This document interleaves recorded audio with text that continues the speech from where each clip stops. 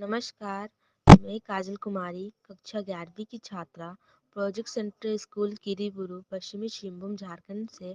हम आज बात कर रहे हैं हमारे वीर जवान शहीद मेजर सोमनाथ के बारे में।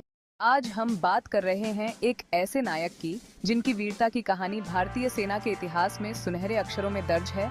मेजर सोमनाथ शर्मा, भारतीय सेना के पहले परमवीर चक्र विजेता। उनका जन्म 31 जनवरी 1923 को हिमाचल प्रदेश के एक सैन्य परिवार में हुआ था, जहां देशभक्ति और वीरता का जज्बा विरासत में मिला था।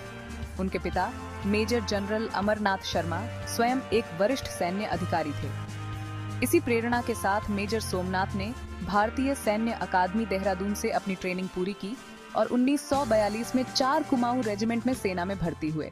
1947 का साल था जब भारत पाकिस्तान के बीच युद्ध छिड़ चुका था और कश्मीर पर संकट के बादल मंडरा रहे थे। पाकिस्तानी घुसपैठिए श्रीनगर की ओर बढ़ रहे थे और भारतीय सेना के लिए यह एक निर्णायक मोर्चा था। इसी दौरान मेजर सोमनाथ शर्मा की टुकड़ी को बड़गाम के मोर्चे पर तैनात किया गया। उस समय उनका एक हाथ टूटा हुआ था, लेकिन वह पीछे हटने वालों में से नहीं थे। घायल होने के बावजूद उन्होंने मोर्चा संभालने का फैसला लिया। 3 नवंबर 1947 को बड़गाम की धरती पर मेजर सोमनाथ ने अपनी छोटी सी टुकड़ी के साथ दुश्मन की भारी फौज का सामना किया।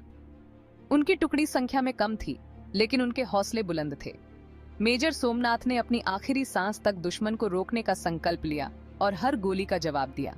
लड़ाई के दौरान उन्होंने अपने साथियों का मनोबल बनाए रखा और खुद मोर्चे पर डटे रहे। उनके आखिरी संदेश में उन्होंने कहा था, हम अपनी आखिरी गोली तक लड़ेंगे और मातृभूमि की रक्षा में अपना सब कुछ न्योछावर कर देंगे। यह शब्द आज भी हर भारतीय के दिल में जोश और साहस भर देते हैं। दुश्मन को रोकते हुए अंततः वह वीरगति को प्राप्त हुए, लेकिन उनका बलिदान बेकार नहीं गया। उनकी बहादुरी ने भारतीय सेना को समय दिया और श्रीनगर को बचाने में महत्वपूर्ण भूमिका निभाई। उनकी इस अदम्य वीरता के लिए मेजर सोमनाथ शर्मा को मरणोपरांत परमवीर चक्र से सम्मानित किया गया। आज उनकी कहानी भारतीय युवाओं के लिए एक प्रेरणा है।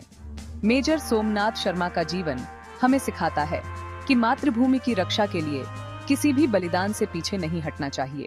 और इस तरह हमारे वीर जवान मेजर सोमनाथ के बलिदानों से हमें यह पता चलता है कि हम भारतीय, चाहे कुछ भी हो जाए, चाहे कैसी भी परिस्थिति क्यों ना हो, हम उनसे लड़ने को हमेशा तैयार होते हैं। चाहे और हम भारत के लिए कुछ भी कर सकते हैं। हम भारत को बचाने के लिए, भारत की सुरक्षा के लिए अपनी जान तक कुर्बान कर सकते हैं।